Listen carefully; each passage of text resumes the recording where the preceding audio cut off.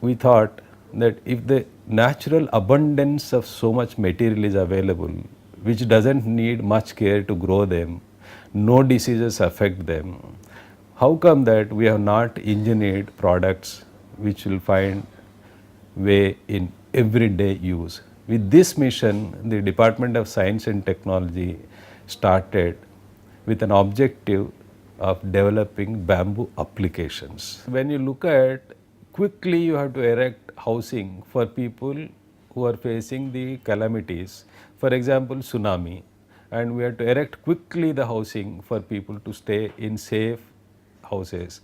Then when you look at the earthquake in Jammu and Kashmir, that was one of the place where we erected houses for the satisfaction of the local people, not for the satisfaction of technologies, because people who are facing the winter very quickly to set in and they were scared where to hide themselves to protect the winter. That gave us the greatest satisfaction that we could help people who are facing great difficulty in life due to natural disaster. When we started our career around 20-25 years ago, a bamboo pole used to come for 5 rupees. Today it has gone to 50 rupees or 60 rupees. So the farmer has realized the economic value of cultivation of these bamboos. So several places are coming up under this bamboo cultivation, and which takes around 5 years to harvest. This is a beginning. See, for any new area to seed in and establish, is not 10 years is not sufficient. But within 10 years they have achieved more than expected. That indicates that they have a long importance to stay in the market, to produce more technologies, to produce more products and make it popularized to people. A common man can tomorrow realize they have done more than expected from this mission, and that's why I give them more than 10 marks rather than giving them less than 10 or 10. I would rate them more than 10. That's where I am very happy that they have succeeded in all aspects, and it is a good system which will give a boost to the country so that people can use unconventional materials in construction, whether it is shuttering material, whether it is roads, whether it is housing, whether it is bamboo structures for showcasing their strength in nice hotels. So these are various aspects. So they have done everything possible, and in a short period of 10 years they have done. And I think they have a long way to go even to further propagate this issue and competing with global giants in this issue. Now the acceptability is much wider. You have bamboo-based schools now in Chhattisgarh. We did 300 some time back. Now we're doing another 240 odd schools. Recently, we've just finished 60,000 square feet of space in Leh, which is again absolutely climatically a different area. Therefore, we built schools in Rajasthan. There is demand from Maharashtra also, and now Uttarakhand is also keen to do housing with the same material.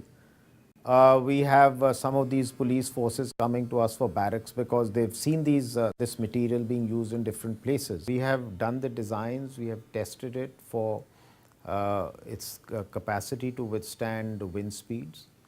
It's good up to 200 kilometers of wind. It can withstand that. It's earthquake proof. And also it is, when you have the puff panels, they are good up to minus 30. Secondly, these structures can be made very quickly. They are all prefabricated, and therefore on the spot you can make at least 2 to 3 ordinary houses within a week, or maybe within more than that. The third thing is, this is a material which is being used now in areas where it's very difficult to get the routine material to make housing or to make schools. In Leh, in 2 months, we made 60,000 square feet of space. And our target was to make it before the winter comes, because seeing the destruction, it was quite impossible to make living accommodation available for those harsh conditions. Similarly, in the Andamans, this material worked very well, and it's reached there, and the reconstruction was done in a very short period of time. We've done work on 31 technologies. Well, it's not always that you get results from all technologies. There is a lot of trial and error methods in this process. But I think at least half to 70% will yield results. We have already, in many of these cases, established industry. The mission got going only in about March, April 2005. And since then, I would say we have now over 84 units which have been supported by the mission, 31 technologies. And the output of this sector is about 500 crores. So to build a sector of this dimension in a short while, especially given the challenges that you have of integrating the primary processing with the secondary processing and getting people to work on in areas which are not known, is a challenge, and I think we've done well for that. Scientifically, it's a grass, but for me, it's a gift of nature. It can be used for multiple purposes. It grows easily, it grows without much attention, it doesn't require fertilizer, it doesn't require pesticides, very little of it, and it's a very eco-friendly species, grows fast, is easily renewed. It's an ideal biomaterial. They are now planting with an idea of integrating industry with it. I am aware of one effort by the tribes in and around Agartala who are now planting it with an aim of setting up an industry which will have clusters, and from the clusters there will be mats, mats will be converted into bamboo plies. So there is a wonderful downstream integration on value added, and everybody gains. It's a win-win situation from the farmer to the intermediaries who are the service providers and the industry and the consumer. When I started, the uses of bamboo was 1,500, and now the latest websites say that it is 5,000. From this you can see what is the growth of this species, and it is a very easy species to cultivate. Once you establish a plantation, it grows without much care and much labor, and it is very difficult to remove a bamboo plantation when it is established, and it gives you continuous production. Annually you can extract bamboo till it is flowering, and that normally comes to about 30 to 35 years after established. There are a lot of uses with bamboo. So you can, if one use is going down, like it is not demand is not much for sticks, there is other products like shoot industries, charcoal and flooring material and all that, and different part of bamboo can be used for different purposes. So each part of bamboo can be used, starting from the rhizome to the leaves. They brought a lot of publications which actually we scientists were publishing in our technical language, but what NMB has done, they have simplified it, and a lot of illustrations are brought, and some of the documentaries like planting stock production and cultivation aspects, every aspect of bamboo they brought the training manuals first, and I found them really interesting, very simple and very useful to common people. I personally feel that bamboo is a very profitable and very rewarding crop for the future when we are facing labor problems, and also bamboo has a special capacity to purify the atmosphere through carbon sequestration. The industry point of view, you see, like there are many products coming up in the future. Already it's come up in other countries like textile cotton, wooden blanks made out of bamboo. The energy out of bamboo, electricity, that is electricity out of bamboo, and the charcoal out of bamboo, all these have opened up new industry, and which is high revenue earning and which is market driven. Today the electricity requirement is so huge and it's not available in sufficient quantity. 200 acres of bamboo can produce 1 megawatt of electricity, and cotton industry, cotton is not available sufficiently. Now we are importing it instead. 5 to 8 times cotton can be produced from the same area of land by planting only once, and that is bamboo. This technology is coming up. Now this gives you ample scope with very low competition from other people for the Indian as well as the international market.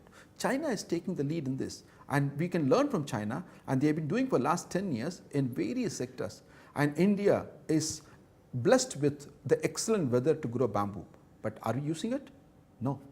We should be able to make our farmers to grow, or make a corporate farms to grow, and start using in a large industry, an industry which has got a lesser competition, industry has got a technology edge compared to other countries, and industry which can establish very well based on bamboo.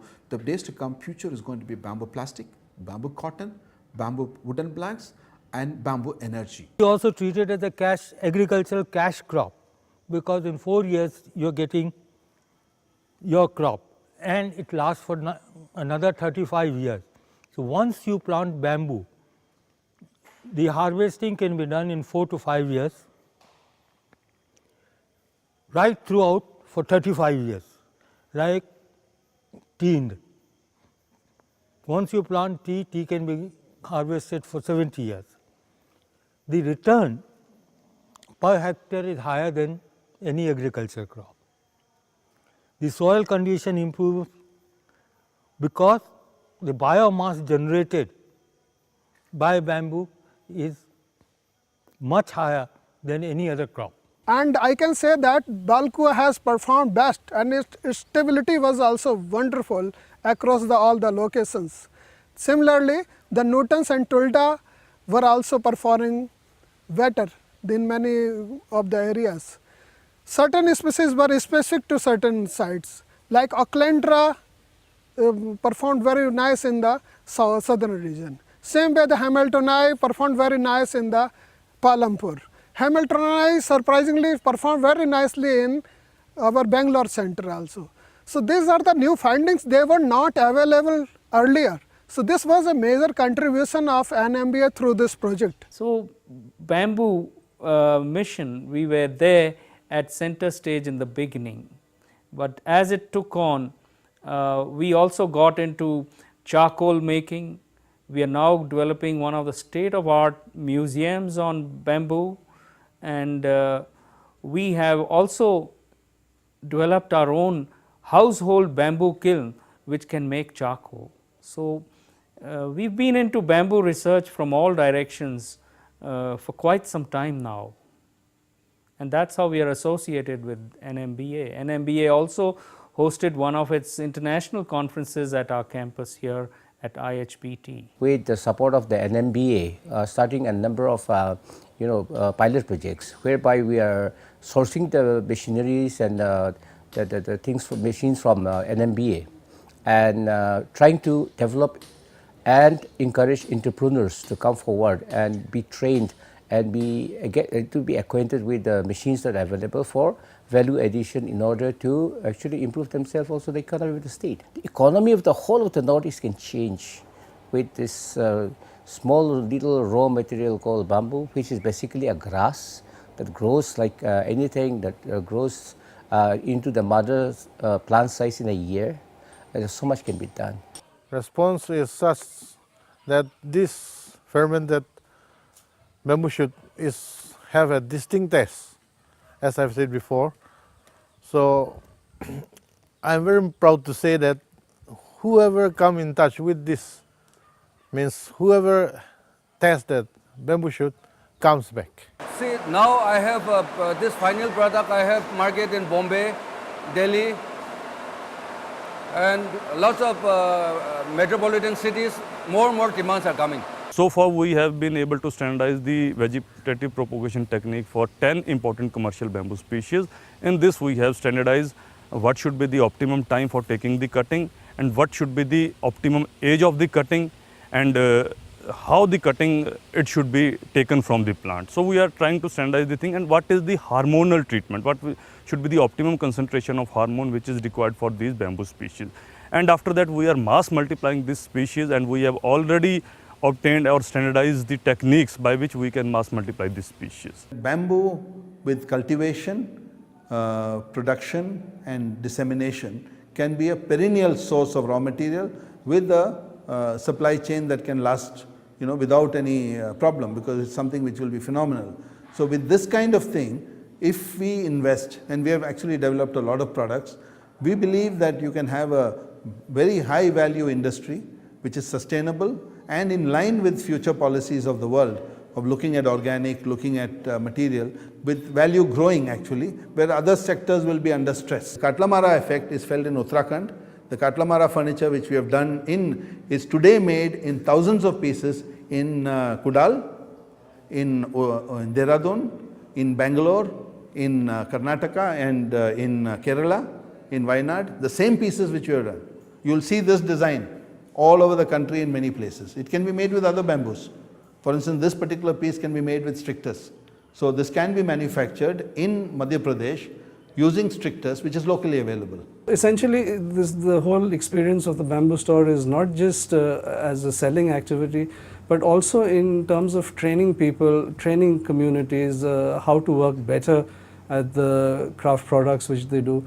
And also when we're working with industrial products, we also provide the market feedbacks which we get from people for the industrial products back to the manufacturers, so that they can improvise, they can do better things, they can do newer designs. Actually, I think the bamboo as a texture, as a wall system, it attracts a lot of people, even though it's not a concrete and it's not a modern material, but then something attracts people to it.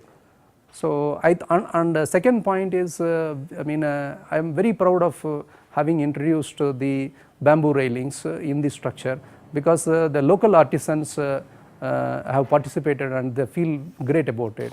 NMBI is always supportive for creating a new technology, assisting us to create new thing in our country. For prefabricated structure, NMBI has supported us to create tourism structures which can be really replace the traditional structure in our country.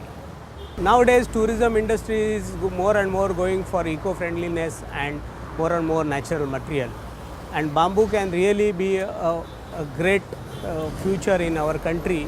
And I am very sure that with the intervention of NMBA and CONBAC, we could create a great market in our country for bamboo structures.